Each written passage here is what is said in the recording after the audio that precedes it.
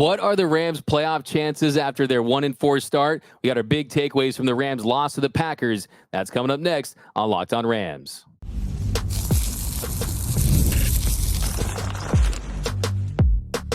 You are Locked On Rams, your daily Los Angeles Rams podcast. Part of the Locked On Podcast Network, your team every day. What is up, Ramily, and welcome to another episode of Locked On Rams, your daily podcast covering your Los Angeles Rams. Free and available wherever you get your podcasts. Locked On Rams, part of the Locked On Podcast Network, your team every day. We're also available over on YouTube, so if you haven't yet, do us a huge favor. Join the party on YouTube. Hit the subscribe button. Hit the notification bell. Hit the like button. My name is Doug McCain. You can follow me on X and Instagram at DMAC_LA. I've been covering LA sports for over a decade, 24/7 Sports, Bleeds Report, Locked On Dodgers Nation, covering the NFL for Compass Media now. And as always, I'm joined by the Rams pre, half, and post-game show host for the Rams flagship radio station, ESPN 710 LA. He's in his 9th season covering your Los Angeles Rams, the People's Champ, Mr. Travis Rogers. You can follow him on X at Travis Rogers. On today's episode, we got our big takeaways from the Rams' Week 5 loss to the Packers. What's next for the Rams? Are their playoff hopes over? We're going to get into that. But first, today's episode is brought to you by LinkedIn Jobs. LinkedIn Jobs helps you find the qualified candidates you want to talk to faster. Post your job for free at linkedin.com/LockedOnNFL. Terms and conditions apply. All right, Travis, so LA sports are in the mud this weekend. The Dodgers, they get blown out by the Padres in Game 2. The Rams, they lose to the Packers. As the UCLA lose. But we're going to focus on this Rams game today because it was typical Rams fashion. I mean, it wasn't the red zone issues that we've seen, although there were some. It was the turnovers. 2 costly turnovers in the second half lead to 14 Packers points. The Rams tried to make a comeback, and they were getting close. It looked like they were going to steal a victory late. Unfortunately, Matthew Stafford's pass to Colby Parkinson was incomplete on the 4th and 5 from the 38-yard line of the Packers, and they did not make it all the way back. And as of right now, the Rams sitting at 1-4, tied for the worst record in the NFL. They have around a 10 to 12% chance of making the playoffs. But yeah, just another one that they just could not get it done in the fourth quarter. Yeah, there's a lot to unpack from what we saw yesterday. I think at the beginning, like you said, this is a team that felt like maybe they had a chance to pull one out. Fact of the matter is they're not good enough. They're not healthy enough to keep trying to come back at the end of games. They keep digging themselves holes that, a good team can come back. A bad team needs a lot of things to go right for you to pull one out of your hat. And so far, they've been able to do it once in 5 weeks. They haven't been able to get that play at the end. There's a lot going on there. Number one, I think you said it, the turnovers, 2 big turnovers at some really inopportune times. Not that there's ever really a good time, but beginning of the second half, Kyron Williams coughs up the ball. It immediately leads to a touchdown for Green Bay on the other side. Of course, Matthew Stafford, I thought that was one of his weaker games as a member of the Rams. He did not look particularly good as well. And we can put the finger at 1 or 2 other people, I'm sure, as well. Here's what it is. They've put themselves in a hole because they are really banged up, because they are really shorthanded. And I'll concentrate on the offense here for half a second. They're not playing well, but they're also not nearly talented enough to win a bunch of these games as currently constructed. JB Long, the voice of the Rams, said something on my pregame show the other day that I thought was really smart, which was, you're asking starters to be superstars, you're asking backups to be starters, and you're asking practice squad guys to be backups. Everybody had to move up a role. It's not going to work. The guys that they're throwing to, Tutu Atwell, there's a play here or there. He's not a regular wide receiver in the NFL. Demarcus Robinson is a best case scenario, a number 3. He's not going to be a number 1. Tyler Johnson really hasn't stepped up. Jordan Whittington, I thought, actually looked pretty good. I think they might have a pretty good player in him. So, that's one of those silver lining situations. But they just don't have enough targets for Matthew Stafford to be Matthew Stafford. He's doing what he can. Like I said, he didn't play very well yesterday. But they're in deep trouble. It's just short of that's a wrap. And do you trade Cooper Kupp? Do you trade Matthew Stafford? I know we'll talk about that over the rest of the weeks. But they got a bye week. Maybe get a little healthy. Kupp's coming back. Hopefully, you got a bad team in the Raiders coming in out of your bye. But they are hanging by a thread in the 2024 season. Yeah, you're absolutely spot on with that. They have to be perfect just to be average, just to compete. And you mentioned Matthew Stafford. Matthew Stafford, I thought, had one of the worst games I've seen from him for a while. Yeah. He ends up going 28 for 45, 260 yards, a touchdown, had that costly interception the second half that led to a touchdown as well. And I think that it's not as much, okay, Matthew Stafford is bad or he's washed or he's fallen off or anything like that. It's just another example of, okay, this guy has to be perfect. These guys have to go out there.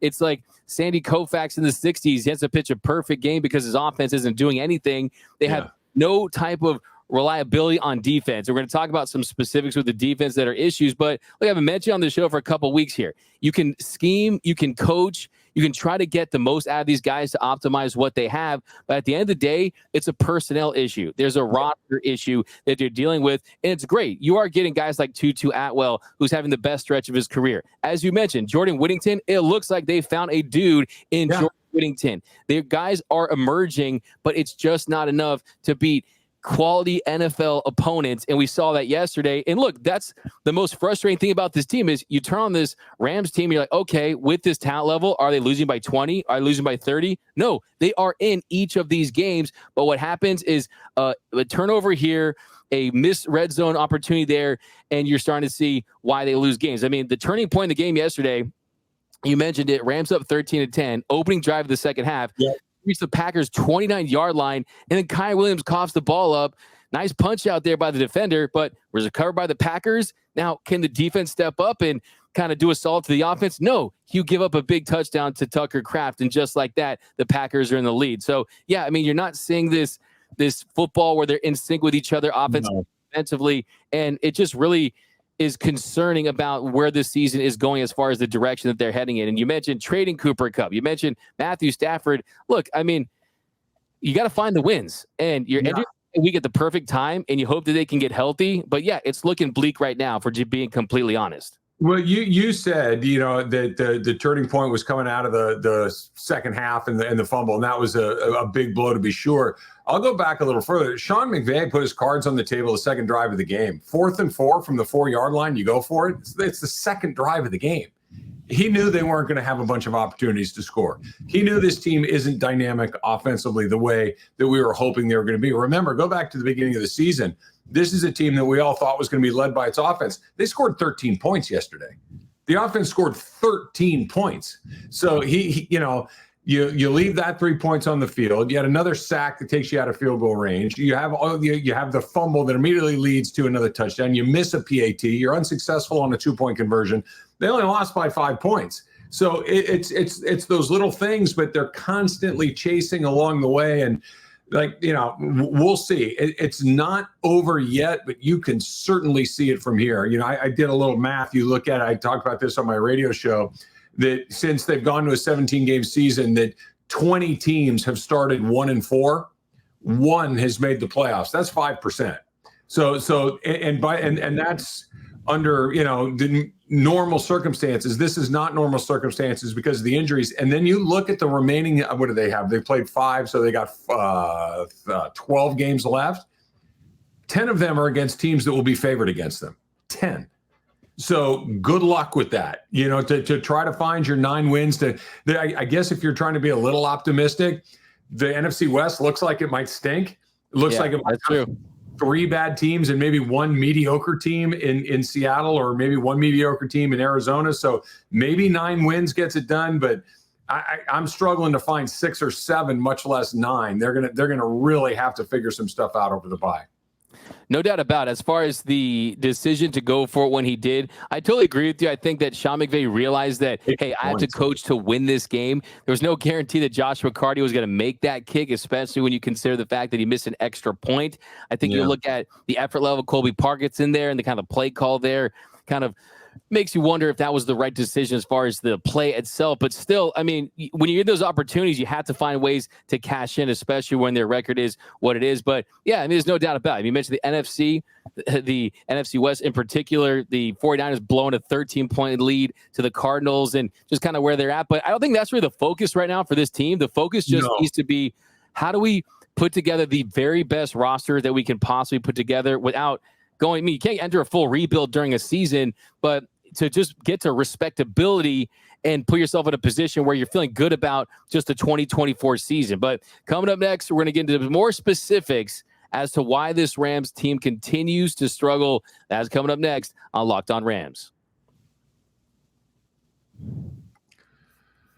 When you're hiring for your small business, you want to find quality professionals that are right for the role. That's why you have to check out LinkedIn Jobs. LinkedIn Jobs has the tools to help find the right professionals for your team faster and for free. What are Doug and I just talking about, right? It's not just having people. You got to have the right people. You got to have the right talent in the right spots. And that's where LinkedIn can help, because it's not just a job board. LinkedIn helps you hire professionals you can't find anywhere else, even those who aren't actively looking for a new job, but might be open for something that's just right. In a given month, over 70% of LinkedIn users don't visit other leading job sites. So if you're not looking on LinkedIn, you're looking in the wrong place. Post your job for free at linkedin.com/LockedOnNFL. That's linkedin.com/LockedOnNFL to post your job for free. Terms and conditions apply.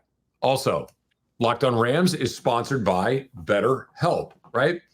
We all have little things that can kind of freak you out a little bit, right? Something that scares you, whether it's, big, small fear, it could be something big, like, am I ever going to be able to have enough money to retire? Are my kids safe? And things like that. Maybe it's something that's a little bit smaller, spiders or whatever it may be. But therapy is a great tool for facing your fears and finding ways to overcome them, because sometimes the scariest thing is not facing the fears in the first place and holding ourselves back. If you're anything like me, sometimes when you just kind of stay in your own head, you kind of go to some pretty dark places, and talking to somebody can certainly help. So if you've been thinking about starting therapy, give BetterHelp a try. It's entirely online. It's designed to be convenient, flexible, and suited to your schedule. All you have to do is fill out a brief questionnaire, get matched with a licensed therapist. You can, of course, switch therapists at any time for no additional charge. So overcome your fears with BetterHelp. Visit BetterHelp.com/LockedOn today to get 10% off of your first month.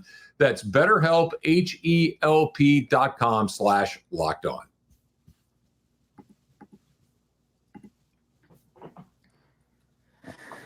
And we are off and running here on Locked On Rams. Thank you for making Locked On Rams your first listen every single weekday. Free and available wherever you get your podcast. Locked On Rams, part of Locked On Podcast Network, your team every day. Also, want to give a shout out to those everyday listeners out there watching and listening to every single episode of Locked On Rams. Be sure to look out for episodes Monday through Friday in the mornings as well. We are back at 100% ready to go. So definitely lock on here. So here in our second segment, though, I want to talk about some specifics about what went wrong for this team. And I'm calling it the not so fearsome, the less than fearsome foursome, because the front four of the Rams, they weren't able to generate very much pressure at all. And before week 5, that was one of the bright spots of this team with Kobe Turner, Braden Fisk. You've seen some upside there. But from a pressure standpoint, the Rams had the worst game of any team this season. The Rams defense, they generated 8 pressures on 29 dropbacks.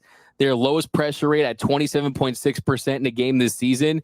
They got no pressure from their front four without blitzing at all. They generated just 1 pressure in 16 non-blitz dropbacks. That was the lowest pressure rate of any non-blitzing team this season at 6.3%. So all of this to say is when they did not blitz, they got no pressure. Love was 11 for 15 for 217 yards, had both of his touchdown passes when he didn't blitz.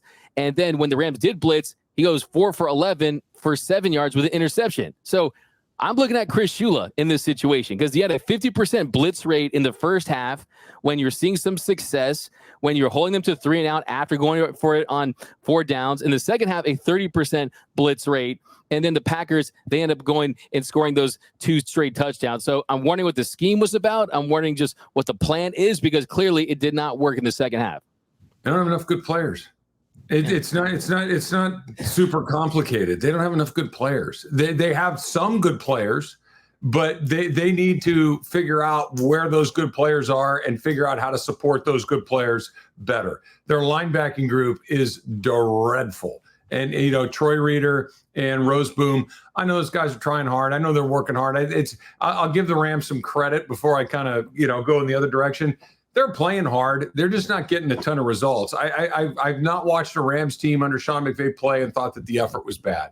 I have not watched a Rams team play and thought that guys had given up. It's not that. They just simply don't have enough talent. And it's probably been true for a while now. The difference is you had Aaron Donald on the team to cover for so many different things. You were getting pressure with Aaron Donald constantly, even with double teams and allowing other people to go other places. I think Jared Verse, quite frankly, has been fantastic. I think he's going to be a really good NFL player. I think Braden Fisk will turn. I think Kobe Turner's good. I think that Byron Young is good. And I understand that's a little contradictory with all those numbers of pressure that you're talking about. But the fact is, they don't have a ton of talent on that side of the ball. They just don't have it. Trey White, they go and get. He's inactive. You're pulling Ahkello Witherspoon off of the street to start the season. You just don't have guys that are highly sought after throughout the rest of the NFL. You're going to have to rebuild that defense. You're asking some guys to play out of position in certain cases. They don't have enough firepower. And look, last thing on the defense for me, D-Mac,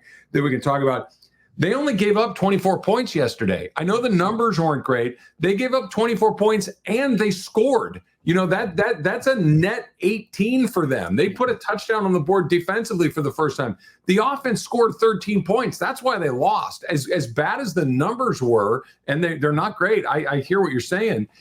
You give up 24 points a game in the NFL and you score. That's good. That's not only good enough, that's pretty darn good along the way. The offense has to be better. The offense has to keep the ball longer. The offense has to take some of this pressure off. And all of that being said, I do agree with you. The scheme is not doing what it's supposed to do. Chris Shula, it's 5 games, so I'll give a little bit of grace there to grow in the job. I wouldn't want to be evaluated on my first 2 months in the job either. I'll give him a little time there, but nothing about this team so far, offensively, defensively, special teams, has been like, that looks good. Maybe with the exception of Kyren Williams and Jared Verse, everything else is, yeah, man, I don't know. Yeah, but you're 100% right, Travis. And that's the thing about talking about the Rams this year is, yes, Aaron Donald isn't on this team, but you can't have a truthful, complete conversation about this team without mentioning his name because it's a shadow. I mean, he was the magic elixir, right? He fixed everything. And the truth of the matter is yes, you do point out they give up 24 points. They're still able to score points to a degree with this offense. Kyren Williams had his best day of the season. Yes, it wasn't a great Matthew Stafford day, but he's not with his top receivers. But the truth of the matter is they're sitting at 1-4. 1-4. 3 of those 4 losses have been by 1 possession. And in each of those losses, they've had an opportunity to win the game late. So if you plug in the player that you hope that it would still be playing, I think it makes up for a lot of that. And we're looking at a team that's right at the top of the NFC. I mean, the margins are that thin in the National Football League. And yes, look, we should all feel great. We should celebrate the fact that they absolutely nailed the pick with Jared Verse. An absolute slam dunk of a pick. Having said that, though, you talk about the personnel, I think they could use an off-ball linebacker in running situations. They can take the pressure off of him. I do too. And, I'll equate this to my favorite topic, which is eating and having people cook me food. You can have a really talented chef. And if I give you, hey, look, here's a steak, here's some salt, here's a little butter, and okay, I'll figure it out. I can make something pretty good with that. I give you a little ground beef and cheese. I can make you something that's pretty good to eat. But if I give you a head of lettuce and some canned gravy, there's nothing I can do for you. And that's what they're playing with right now. And especially on the offensive side, that you have a chef that can cook in Matthew Stafford. There's no ingredients there. There's nowhere for him to throw the ball. There's nothing that can happen right there. They're going to have to get their guys back. They're going to have to find a way to beat the Raiders.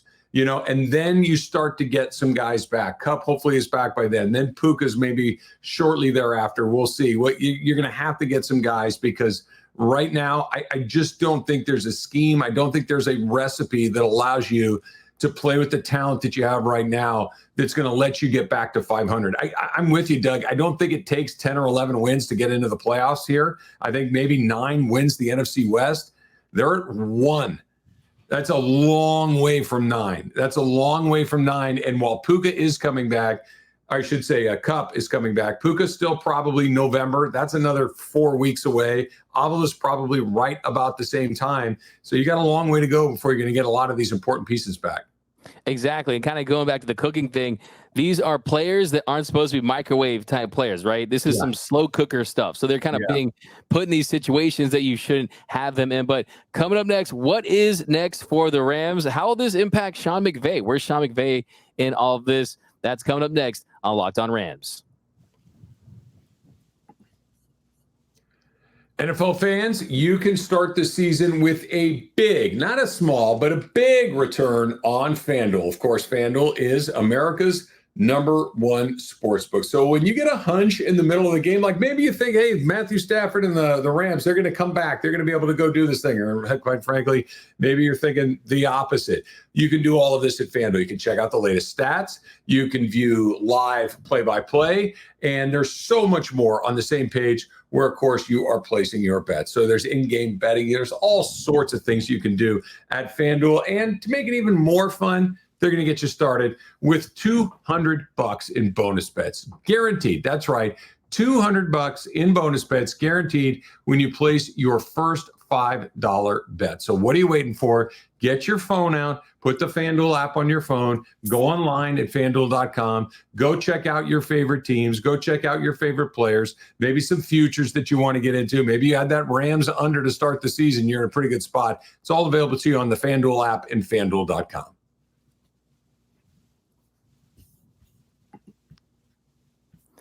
And welcome back to Locked On Rams. Thank you for making Locked On Rams your first listen every single weekday. Free and available wherever you get your podcast. Locked On Rams, part of the Locked On Podcast Network, your team every day.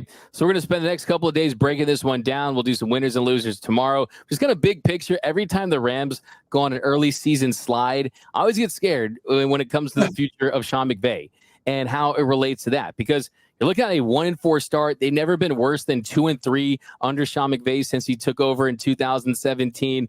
Worst start since 2014 for a St. Louis team that went 6-10. They're the worst teams in the NFL. And of course, McVay's going to say all the right things. And I think he's in a really good place as far as how involved he is in every single position group and how he's running the show. But still, I mean, you have a bad season. You just wonder how many of these he's going to be able to withstand.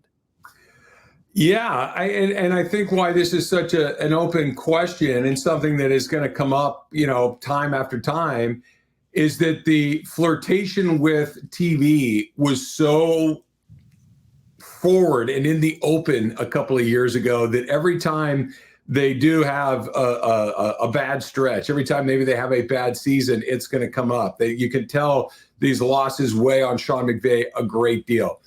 I keep coming back to the same thing that I always think when it comes to this topic, which is watch Sean McVay in a press conference. Watch Sean McVay on the sidelines. Watch him when he's coaching his football team and tell me that he's going to get that kind of juice sitting in a TV booth. He's just not. He is a football coach. He lives and breathes football. And quite frankly, I think he lives and breathes winning and losing. I think that's how he's keeping score. I think he's competing against legends. I don't think he's competing necessarily, just against the other coaches in the NFL right now. He's coaching against other guys that have won multiple Super Bowls, gone to multiple Super Bowls. I think he wants to be one of those guys. Now, losing a bunch of games is a drag, and that'll add up on anybody. But I'm really not there yet with Sean McVay, thinking that he may, tap the mat and go back to TV. I think he's still a really young guy. He cares way too much about winning and losing. And as much money as he might make in TV, you don't get a win or a loss at the end of the day. You just go home and wait for the next one. And